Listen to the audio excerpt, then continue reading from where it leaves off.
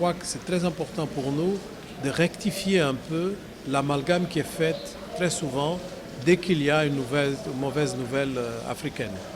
Ebola concerne 3 pays qui représentent moins d'1% de l'économie africaine. Donc nous ne parlons plus de 99%, on ne parle que de ces 3 pays comme si c'était un problème de l'économie africaine.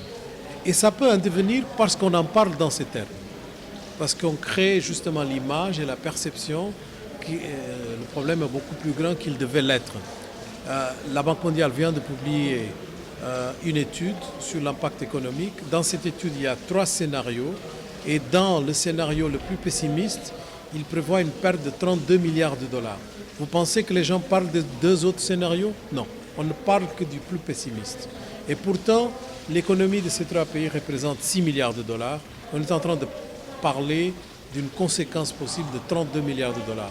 C'est vraiment très dangereux d'entrer dans une discussion au niveau de projection qui peut renforcer l'image négative de ce qui se passe en Afrique. Les grandes tendances de l'économie africaine n'ont pas été complètement affectées par l'Ebola, mais elles ont été durement affectées par les perceptions.